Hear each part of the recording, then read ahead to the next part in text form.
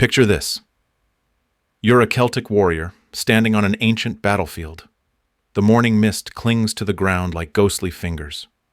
Suddenly ravens begin circling overhead, their harsh cries piercing the air. Your blood runs cold. You know what this means. The Morrigan is here. But the real terror comes when you spot her by the river. A woman in tattered robes washes bloody armor in the flowing water. Her hands work methodically, scrubbing crimson stains from chainmail and shields. This is no ordinary washerwoman. This is the harbinger of doom herself. And if she's washing your gear, well, let's just say you might want to update that will. Meet the Morrigan, the most feared and mysterious deity in all of Celtic mythology. She could appear as a stunning beauty who'd make your heart skip a beat, a terrifying hag who'd make your heart stop entirely, or a murder of crows that would pick your bones clean.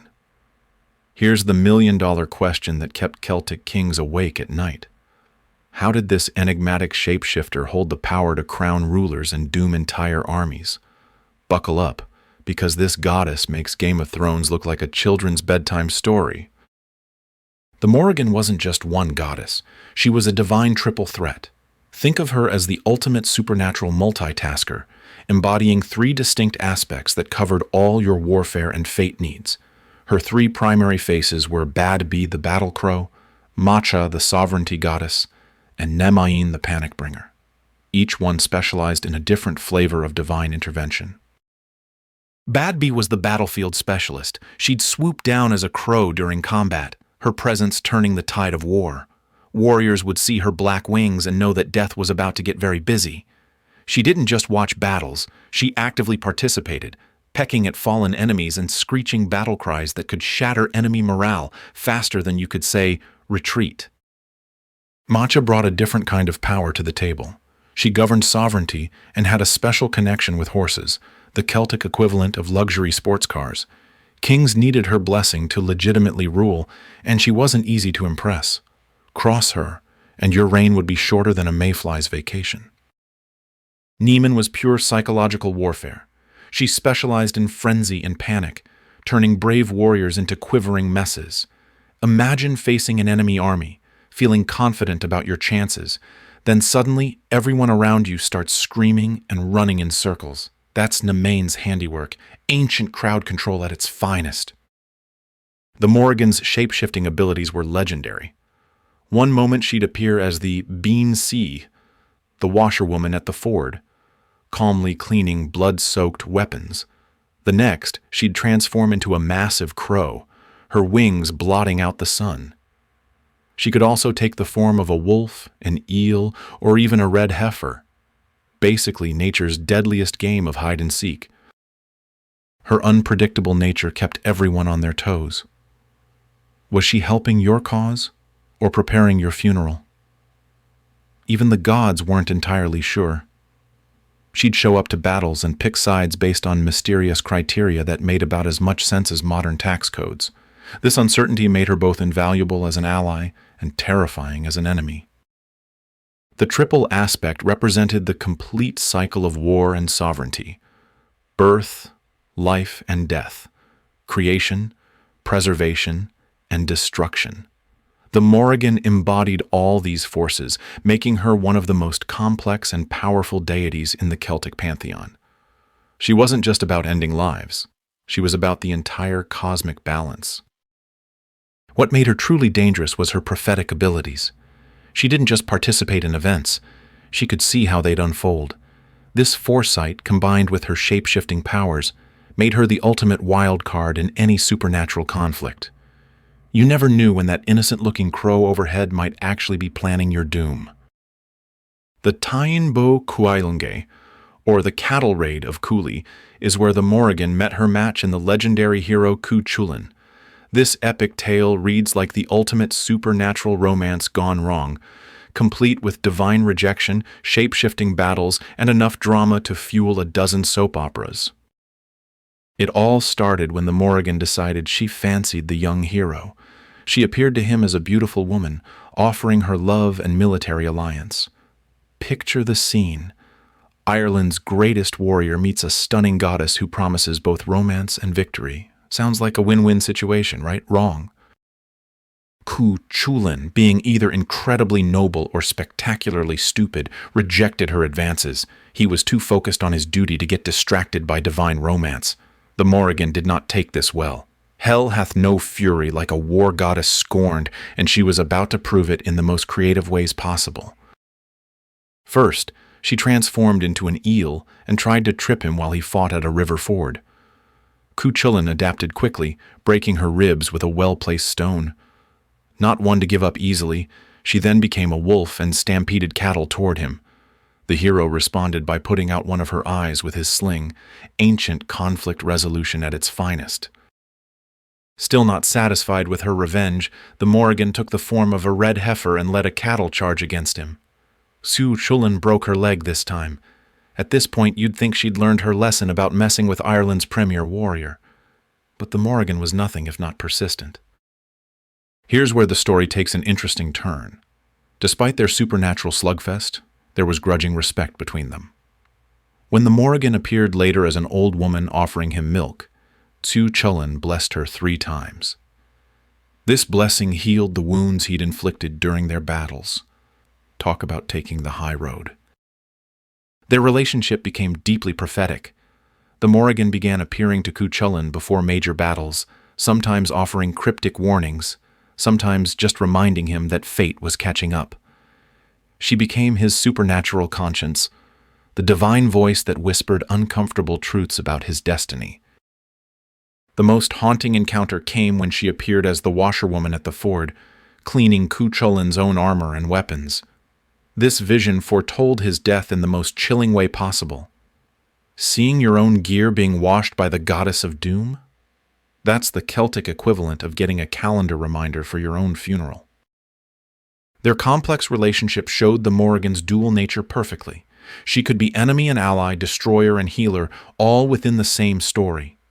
Cuchulainn's rejection turned her into his greatest supernatural adversary, but it also created a bond that transcended simple love or hate. The prophecies she delivered to him weren't just predictions. They were warnings wrapped in riddles. She gave him chances to change his fate, even while acknowledging that some destinies couldn't be avoided. This made their relationship both tragic and oddly touching, like a cosmic dance between hero and doom. Behind every great god, there's often an even greater goddess pulling the strings. The Morrigan's relationship with the Dagda, the father god of the Tuatha De Danann, proves this point perfectly. Their annual union wasn't just divine romance, it was cosmic maintenance of the highest order. Every Samhain, when the veil between worlds grew thin, the Morrigan and the Dagda would meet at the river Unius. Their coupling ensured fertility for the land and protection for the people. Think of it as the ultimate renewal contract between life and death, signed with divine passion instead of paperwork. This wasn't your typical boy meets girl story. The Dagda represented life force, abundance, and prosperity, basically everything that makes existence worth living. The Morrigan embodied war, death, and transformation, all the harsh realities that keep life honest. Their union balanced these opposing forces, creating harmony from chaos. The timing of their meeting was crucial. Samhain marked the Celtic New Year, when spirits roamed freely and the future could be divined. The Morrigan would often share prophetic visions with the Dagda during their encounters, giving the gods advance warning of threats and opportunities. Talk about pillow talk with cosmic consequences. Their relationship gave the Morrigan incredible influence over divine decision-making. She wasn't just the Dagda's lover, she was his advisor, his intelligence network, and his connection to the darker aspects of existence. Through him, she could guide the policies of the Tuatha De Danann themselves. The agricultural symbolism was profound. The Dagda's cauldron could feed armies, representing endless abundance. The Morrigan's presence ensured that this abundance would be protected through warfare if necessary. Together, they embodied the complete cycle of cultivation and defense that kept Celtic society functioning. This annual union also reinforced the Morrigan's role as a sovereignty goddess. By joining with the chief god, she demonstrated that legitimate power required the blessing of both life and death forces. No ruler could truly command respect without acknowledging both aspects of existence. The Second Battle of Mag Turiad was the Super Bowl of supernatural conflicts, and the Morrigan was definitely the MVP. This epic showdown between the Tuatha De Danann and the Fomorians would determine who ruled Ireland, and our war goddess was about to prove why she was the ultimate kingmaker. Before the battle even began, the Morrigan was already working behind the scenes. She advised the gods on strategy, using her prophetic abilities to anticipate enemy moves. Her battlefield intelligence was better than any modern military satellite. She could literally see the future and plan accordingly. When the fighting started, the Morrigan didn't just observe from the sidelines. She threw herself into combat with terrifying enthusiasm. Her war cries could break enemy formations faster than a sonic boom, sending Fomorian warriors fleeing in panic. Imagine facing an army and suddenly hearing a sound that makes your bones vibrate and your courage evaporate. But her most dramatic contribution came through prophecy. As the battle raged, she delivered a stirring prediction of victory that inspired the divine army to fight harder. Her words didn't just forecast the outcome, they helped create it by boosting morale at the crucial moment. The Morrigan's appearance on the battlefield was the stuff of nightmares. She'd swoop down as a massive crow, her wings casting shadows over entire sections of the army. Enemy soldiers would look up to see death itself circling overhead, waiting to claim the fallen. This psychological warfare was as effective as any weapon. Her shape-shifting abilities proved invaluable during the chaos of combat. One moment she'd be a woman fighting with sword and spear, the next a wolf tearing through enemy ranks, then a crow pecking at the eyes of opponents. The Fomorians never knew what form their destruction would take. The victory at Mag Turiad established the Tuatha De Danann as the rightful rulers of Ireland, but it also confirmed the Morrigan's status as the ultimate arbiter of legitimate power. She had chosen the winning side through her participation, essentially crowning the new divine dynasty. After the battle, the Morrigan delivered another prophecy about the future of the land. This wasn't just a victory speech. It was a divine constitution that would guide Ireland for generations to come. Her words carried the weight of cosmic law, establishing the principles that would govern the relationship between rulers and the ruled. The battle demonstrated that military might alone wasn't enough to secure legitimate rule. You needed the Morrigan's blessing, the acknowledgement that your cause was just and your leadership worthy. Without her approval, even the strongest army was just a mob with weapons. Her role in this conflict cemented her reputation as the power behind every throne. Kings might hold the crown, but the Morrigan decided who deserved to wear it. Cross her, and your reign would be shorter than a snowball's survival in a volcano. The Morrigan didn't limit her political meddling to divine affairs. She had strong opinions about mortal rulers too, and Irish kings learned quickly that ignoring her advice was about as smart as juggling flaming swords while blindfolded. The legendary Khan of the 100 Battles discovered this firsthand when the Morrigan appeared to him in a vision. She didn't just pop up to say hello. She legitimized his rule through her divine presence. In Celtic tradition, a king wasn't truly a king until the sovereignty goddess acknowledged him. Think of it as the ultimate royal seal of approval. This concept of the sovereignty goddess was central to Celtic kingship. The land itself was personified as a goddess who would only yield her bounty to a worthy ruler. The Morrigan often served as this divine judge, testing potential kings through various trials and challenges. Some rulers learned to honor her properly and prospered as a result. They'd make offerings, consult her before major decisions, and show proper respect for her dual nature as creator and destroyer. These wise kings enjoyed long reigns, military victories, and prosperous lands. It paid to stay on the Morrigan's good side. Others weren't so smart. King Canair Mór ignored her warnings about certain taboos and ended up dead in a burning building, surrounded by enemies. His story became a cautionary tale about what happens when you dismiss divine advice. The Morrigan's warnings weren't suggestions, they were cosmic traffic laws with fatal consequences for violations. The ritual aspects of kingship often involved honoring the Morrigan directly. New rulers would make pilgrimages to sites associated with her, offer sacrifices, and seek her blessing through formal ceremonies. These weren't empty traditions. They were practical political necessities in a world where divine approval mattered more than popular votes. The Morrigan's influence extended beyond individual kings to entire dynasties. She could elevate a family to royal status or curse their bloodline for generations. Her favor was hereditary, but so was her wrath. Smart royal families kept careful records of their obligations to the war goddess. Her standards for legitimate rule were exacting. She demanded not just strength and courage, but wisdom, justice, and the ability to balance mercy with necessary harshness. A king who was too soft would lose her support as quickly as one who was needlessly cruel. The psychological impact of her approval was enormous. A king blessed by the Morrigan commanded respect not just from his subjects, but from rival rulers and supernatural forces. Her endorsement was like having the ultimate security system protecting your throne. Even when she appeared to criticize or challenge a ruler, it was often a test rather than condemnation. She'd present difficult choices or impossible situations to see how potential kings would respond. Those who showed wisdom and courage earned her lasting support.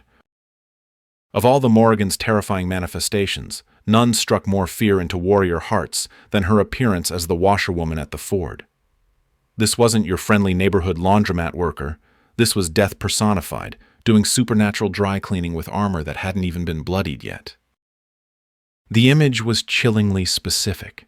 A woman in tattered robes, kneeling by a river ford, methodically washing armor and weapons. The water would run red with blood that shouldn't exist yet. Warriors who spotted her knew with absolute certainty that their doom was sealed. No amount of courage, skill, or divine protection could save them now. What made these encounters so psychologically devastating was their inevitability. The Morrigan wasn't washing random gear. She was cleaning the specific armor and weapons of doomed warriors. Seeing your own chainmail being scrubbed clean of blood you hadn't shed yet? That's enough to break even the bravest heart. The legendary hero Cuchulainn experienced this horror firsthand during his final battle. He saw the Morrigan washing his armor, spear, and chariot fittings at the ford. Despite his incredible strength and divine protection, he knew this vision meant his end was near. Even heroes aren't immune to prophetic laundry services. But the Morrigan didn't limit herself to individual warnings.